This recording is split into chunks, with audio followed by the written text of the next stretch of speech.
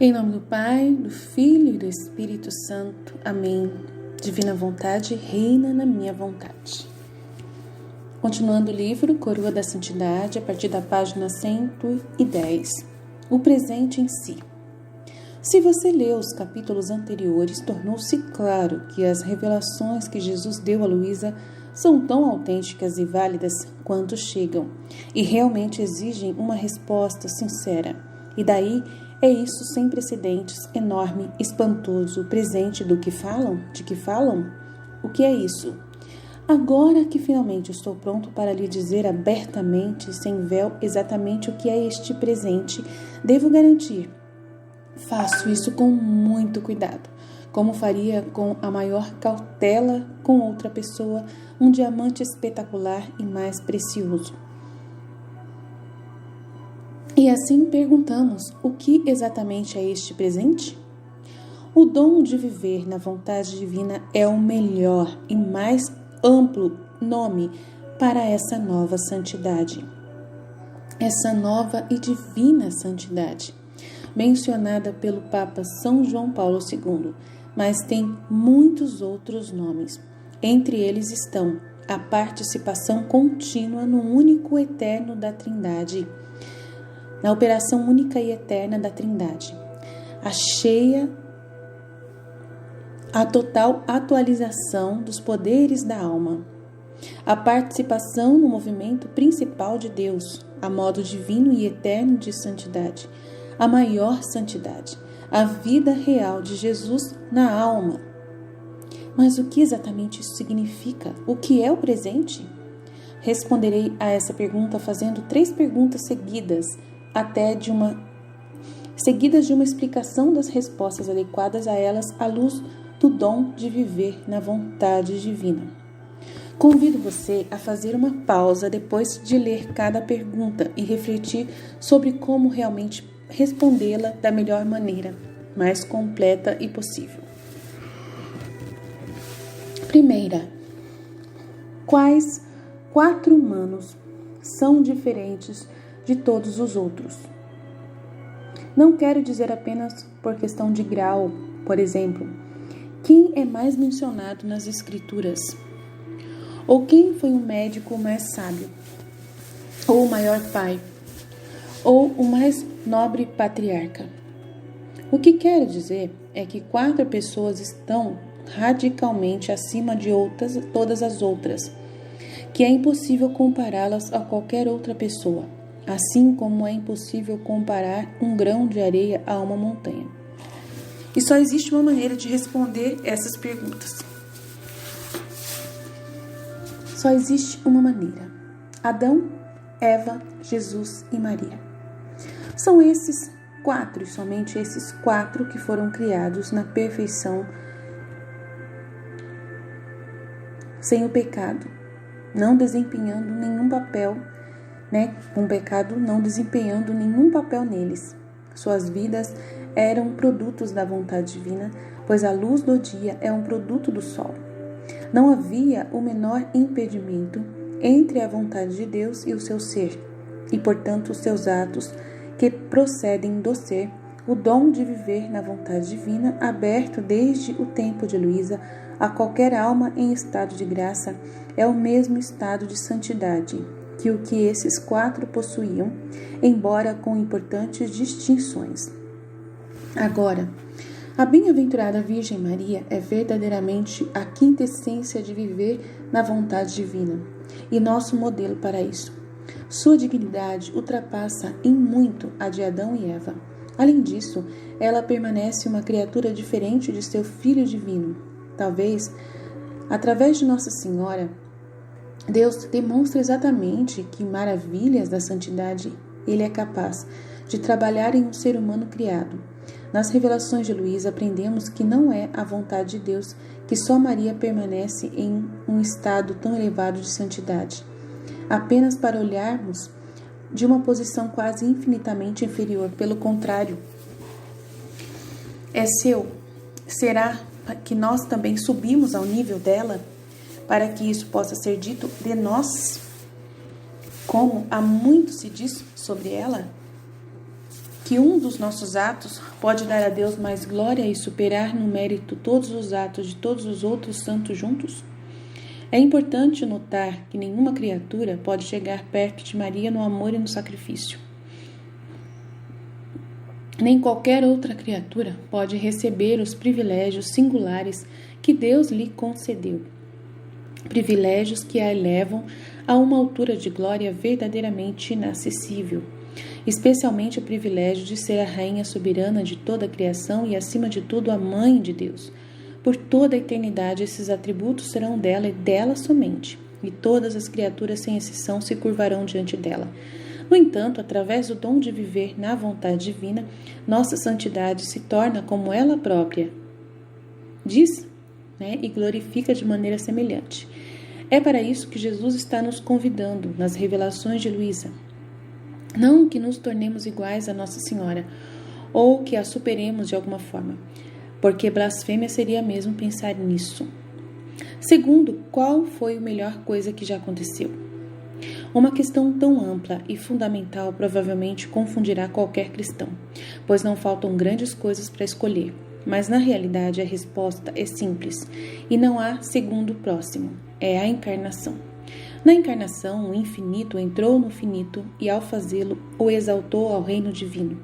O Catecismo da Igreja Católica declara, citando Atanásio e Tomás de Aquino, respectivamente: pois o Filho de Deus se tornou homem para que nos tornássemos Deus. O Filho unigênito de Deus, querendo nos tornar compartilhadores de sua divindade, assumiu a nossa natureza para que ele, feito homem, fizesse homens deuses. E, indescritivelmente grande como a encarnação foi, o Pai das Misericórdias, que desejou que a encarnação fosse precedida do consentimento por parte de mãe predestinada. Ao pronunciar seu decreto da anunciação e dar seu consentimento à encarnação, Maria já estava colaborando com todo o trabalho que seu filho deveria realizar. Quão simples esses ensinamentos claros do Catecismo da Igreja Católica definem a estrutura e a base para a compreensão do fiat de Maria. Em vista do dom de viver na vontade divina, e o entendimento é este: Deus não quer que apenas um fiat na história seja tão grande e tão agradável para Ele. Ao contrário, Ele deseja que todos os atos de suas criaturas sejam reflexos daquele fiat perfeito e quintessencial de sua amada serva Maria. De modo que, como fiat dela precedeu a própria encarnação do Verbo, para que nossos fiats possam, por assim dizer, causar tantas encarnações quanto atos que empreendemos. Se atos virtuosos comuns acumulam tesouros de mansões e montanhas no céu, então esses atos na vontade divina acumulem tesouros de cidades e continentes. Mas mesmo isso não basta. Agora que Deus desejou conceder esse real presente a quem o desejasse, também nos chama a refazer espiritualmente todos os atos da criação, passado, presente e futuro, na vontade divina. Ser como deveriam ter sido se a queda nunca tivesse acontecido, e como Ele mesmo fez ao longo de sua vida terrena. Para o que quer que Ele faça como cabeça, devemos seguir com o seu corpo como seu corpo. Jesus diz a Luísa: não há nada, nenhum amor, grandeza ou poder que possa se comparar à minha concepção. A imensidão da minha vontade, envolvendo todas as almas do passado, presente e futuro concebidas, as vidas de todas as almas, e conforme minha vida se desenvolveu, todas as vidas se desenvolveram dentro de mim. A questão não é fingir que podemos mudar o passado, atos objetivos do passado não podem ser mudados, para o que aconteceu tornar-se aquilo que não aconteceu. É simplesmente uma contradição, como um triângulo de 4 lados. No entanto, o que Deus está, de fato, nos chamando a fazer com este presente é reparar a relação entre os atos do passado e a eternidade, para garantir que o presente tenha a relação adequada com o futuro. Com o presente, que o passado tenha a relação adequada com o presente e o futuro. E a eternidade a preparar o futuro para ter uma relação adequada com a eternidade, levando-o misticamente a nós mesmos. Fazemos isso com a intenção com a qual realizamos todos os atos comuns que formam nossos dias. Dessa maneira, viver na vontade divina pode ser visto como a plena realização do pequeno caminho de Santa Teresa de Lisieux, Santa Teresinha. Também refazemos os atos de criação através de orações especiais dadas a Luísa, ou seja, as rodadas da criação e as horas da paixão, as quais serão discutidas mais adiante. As rodadas da criação é os giros da alma. Terceiro, como deve ser feita a tua vontade na terra, assim no céu, se é para ser cumprido no total. Pois o próprio Jesus fez esta oração, e é impossível que a súplica do Filho de Deus não seja concedida. Infelizmente, muitos assumem esta terceira petição feita por Nosso Senhor na oração que Ele nos ensinou e que recitamos na parte mais sagrada de toda a missa. Apenas descreve um ideal ao qual a história humana deve almejar, em vez de oferecer um pedido que possa realmente ser respondido. Esse entendimento, no entanto, duvida do poder e da misericórdia de Deus, que, de acordo com as revelações de Luísa, garantirá de fato que, dentro do reino do tempo, sua vontade reinará na terra como no céu. Este reinado é chamado de terceiro fiat da santificação. Terceiro na criação, terceiro porque teve a primeira criação e o segundo redenção, e o terceiro da santificação. Não é uma reformulação sutil de uma heresia milenar ou joachimista modificada que supõe uma nova revelação pública vindoura, ou um falecimento da era da Igreja, ou mesmo um reinado literal de Jesus Cristo físico na terra, antes de sua vinda final. Em vez disso, esta era vindoura da qual Jesus fala com Luísa implica um tempo em que, em vez de este presente ser desfrutado apenas por poucas pessoas, ele é vivido universalmente e assim como as consequências do pecado são vistas na devastação do mundo físico, também serão vistas no mundo real, as consequências dessa maior graça sendo vivida por todos. Este reino da vontade divina na terra é a melhor e mais completa compreensão do que também é referido em outras revelações místicas, como o triunfo do Imaculado Coração de Maria e o glorioso reino eucarístico da paz, ou era da paz. As revelações de Luísa não dão datas, mas indicam que esse tempo profetizado está para chegar em breve. Quão rapidamente depende em grande parte da nossa resposta. O propósito dos tempos em que vivemos agora é permitir que certas almas recebam esse dom como indivíduos em preparação para o momento em que o mundo inteiro o receberá. Considere as décadas de admiração e antecipação que antecederam o fiat da redenção que foi totalmente consumado na última ceia, quando a notícia se espalhou lenta, mas seguramente sobre as coisas incríveis que acontecem, quando o medo veio a todos os seus vizinhos e todas essas coisas foram discutidas em toda a região montanhosa da Judéia, e todos os que os ouviram os colocaram em seus corações, dizendo: o que será então dessa criança? Pois a mão do Senhor estava com ele. Quando Simeão e Ana profetizaram no templo, quando Herodes sabia que o Salvador estava sobre nós e instituiu um massacre em sua tentativa demoníaca e vã de subverter a vontade de Deus, não é isso que está acontecendo hoje com o aborto? E quando, sem precedentes e uma sabedoria insondável, brotou da boca de um menino de 12 anos no templo e todos ficaram maravilhados, esses dias são análogos aos tempos atuais.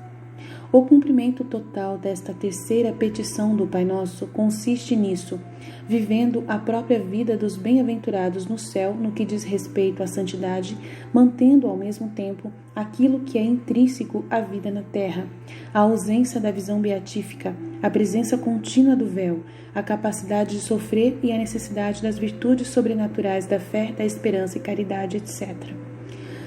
Jesus disse a Luísa: minha filha, o primeiro fiat foi pronunciado na criação sem a intervenção de uma criatura humana. O segundo fiat foi pronunciado na redenção. Agora, para o cumprimento de ambos, quero pronunciar o terceiro fiat. Este terceiro fiat trará a conclusão, a glória e a honra da fiat da criação. e será a confirmação e desenvolvimento de todos os frutos do Fiat da redenção. Esses 3 Fiat serão a obscuridade da Santíssima Trindade no homem da terra, né? Ele vai estar escondido dentro do homem na terra. Eu vou obter o meu Fiat voluntas tua na terra como no céu. Esses 3 Fiat serão inseparáveis, cada um constituindo a vida do outro. Dr. Thomas Petrisco detalha isso, dizendo: desde a ascensão de Cristo, o corpo místico de Cristo orou pela vinda do reino do Pai, na terra como no céu. No entanto, ao longo dos séculos, parte do significado dessa petição divina à primeira pessoa da Santíssima Trindade se tornou um pouco removida. Os teólogos contemporâneos observam que os cristãos dizem as palavras do Pai Nosso sem nunca contemplar o que estão pedindo. Da mesma forma, poucos pensam que o reino de Deus realmente venha a existir de alguma forma na terra. Mas desde o século XIX, os escolhidos de Deus, seus profetas e visionários místicos, disseram que há mais significado nesta oração do que podemos pensar, e que precisamos reexaminá-la mais claramente para entender os planos de Deus. Em Fátima, Maria prometeu que Deus traria uma nova era ao mundo. É uma época que honra a Deus e lhe dá a glória que ele merece. Maria diz que deve ser uma era de paz. Acima de tudo, especialistas que estudaram as palavras de Maria dizem que essa é uma época que mais se assemelhará ao reino na terra do Pai do que em qualquer outro momento desde o início, que cumpra em maior grau as palavras da oração do Pai Nosso, e que finalmente leva a cabo uma antiga profecia que há muito se encontra nas escrituras e tradições judaico-cristãs. Historiadores da Igreja nos dizem que a fé judaico-cristã começa funcionalmente na profecia e na história. Os padres da Igreja entendiam que o cristianismo e sua raiz, o judaísmo, eram radicalmente diferentes de outras religiões.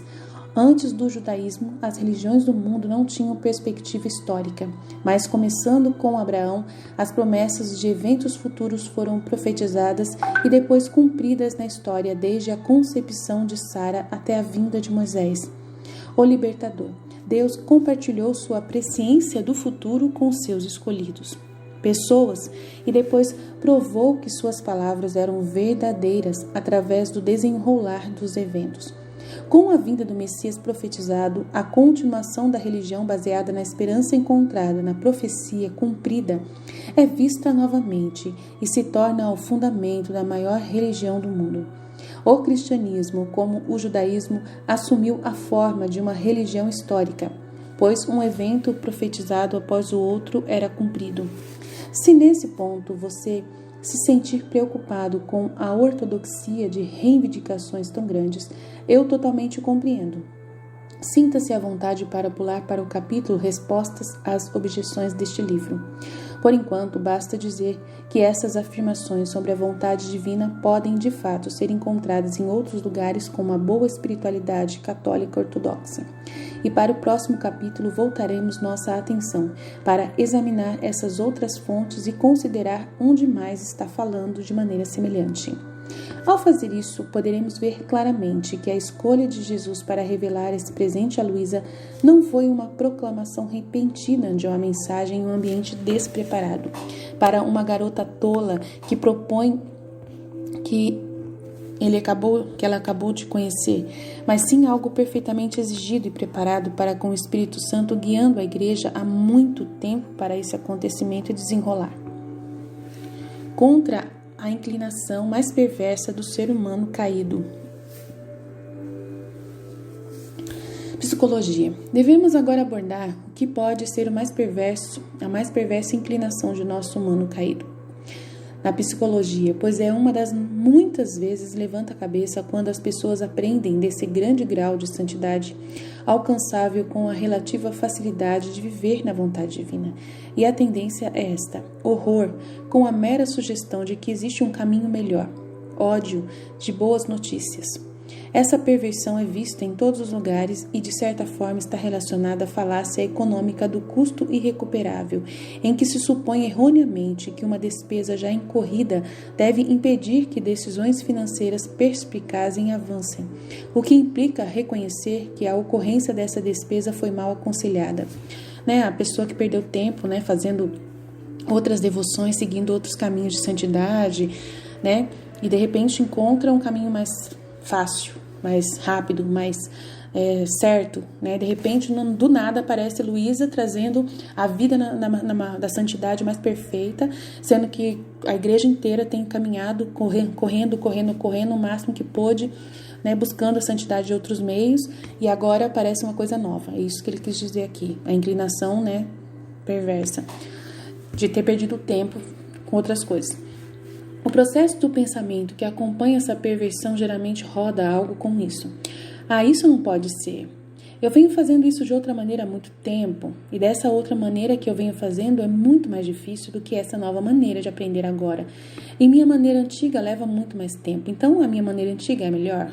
É mais ou menos isso.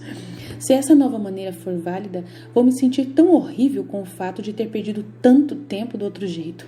Eu odeio me sentir horrível, então vou assumir que essa nova maneira não deve ser válida, para que eu possa continuar me sentindo bem comigo mesmo e que tenho feito bem as coisas até agora. Então é isso mesmo que as pessoas pensam, desse jeitinho aí. Espero que apenas essa apresentação da inclinação seja suficiente para expor sua natureza e revelar seu absurdo. Agora confesso que caí nessa perversão. Olha, ele mesmo caiu nessa perversão. Ele mesmo, o Daniel Conner, para você ver.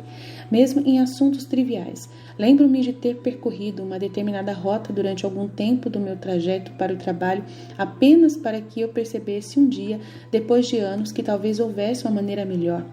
Totalmente permiti que essa percepção me causasse arrependimento em vez de excitação, pois sucumbi à perversidade humana habitual de lamentar o passado em vez de estar em contradição, aberto ao futuro. De fato, a falácia primária do ódio da perversão das boas notícias é que se preocupa com o passado e não com o presente. Os ludistas respondem de acordo com essa perversão nas novas tecnologias por nenhuma outra razão senão que desejam que todos sofram o que eles sofreram. Costumava-se ouvir membros experientes de ordens religiosas desprezando igualmente qualquer afrouxamento de regras pela mesma razão. É precisamente por causa dessa perversão que muitos se opõem ao pequeno caminho de Santa Teresa, acredite ou não. Este grande doutor da igreja ainda é criticado, essa grande doutora da igreja ainda é criticada em muitas escolas de pensamento no mundo teológico católico, vendo seu pequeno caminho como uma marca na tradição ascética de espiritualidade católica. E é também precisamente por causa dessa perversão que muitos se opõem às revelações da vontade divina dadas a Luísa. Eles devem ser vencidos com alegria. Enquanto oramos na missa, ao receber um convite tão grande, um convite de que de maneira alguma contradiz qualquer coisa na tradição sagrada católica, mas serve como uma bela coroa para a mesma, como ficará evidente na próxima sessão. Em vez disso, são dominados pela raiva que Deus ousa oferecer um presente tão grande, supondo ilogicamente que de alguma forma constitua uma afronta aos santos das épocas anteriores, como os trabalhadores da vinha se rebelaram contra o proprietário generosamente, que recompensava os outros trabalhadores que chegaram perto do fim do dia, conforme Mateus 20. Não vou gastar muito tempo nestas páginas abordando essa perversão. Aqueles que se apegam a ela precisam mais de oração do que de argumentação. Mas também devemos zelosamente aderir à extrema importância de permanecer sempre perto de nossa tradição católica e nunca aceitar nada em contradição com ela, ou que represente um inorgânico desenvolvimento dela. Portanto, considerando o dom em mais detalhes, devemos agora examinar o prenúncio desse dom ao longo da história. Tanto a história da salvação quanto a história da igreja, para que possamos ver claramente que é realmente a coroa do que Deus nos deu até agora. É os últimos que serão os primeiros, está claro no Evangelho de Jesus. Mas ele vai explicar diante de todo o caminho da igreja que foi uma coroa realmente que Deus deu para nós esse tempo. Amém? Então, no próximo a gente continua a partir da página 115. Jesus, eu confio em vós, fiat, fiat, fiat.